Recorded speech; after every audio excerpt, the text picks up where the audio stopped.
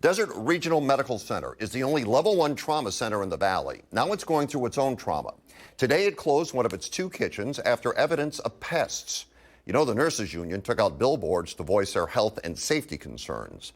You may have already seen this video. Nurses took it. It's roaches running along the floor. That's not what you would expect in the hospital.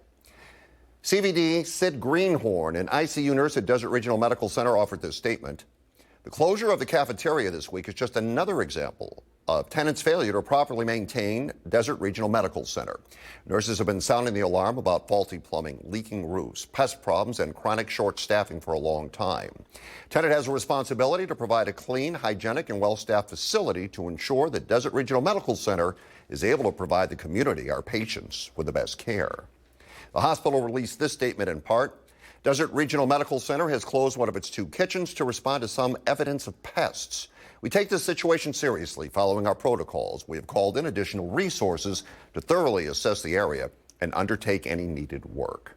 If you ask people their number 1 concern, what would it be? More often than not, they say health care. And health care may change here in the desert. Negotiations are ongoing between nonprofit Desert Healthcare District and for-profit Tenet Healthcare. It's over the sale of Desert Regional Medical Center. Tenet has been leasing Desert Regional from the district since '97. They want a new lease expiring in 2057 that would eventually allow the company to buy the hospital. The district wants to remove that provision. Tenet keeps it in.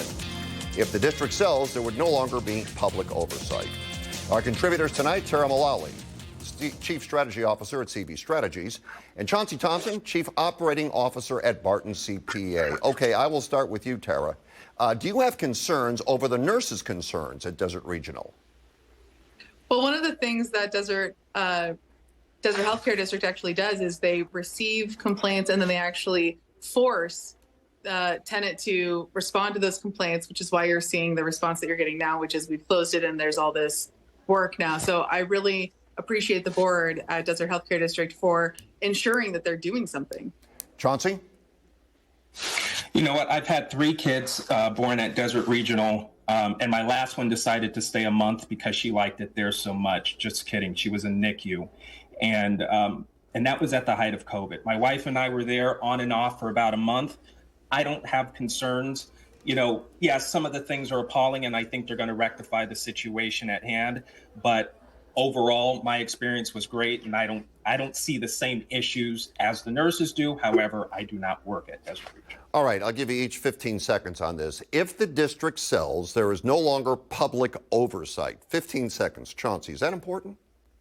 Well, the state is still going to be have oversight of the hospital and the concerns. I still think there's going to be a level of scrutiny coming down.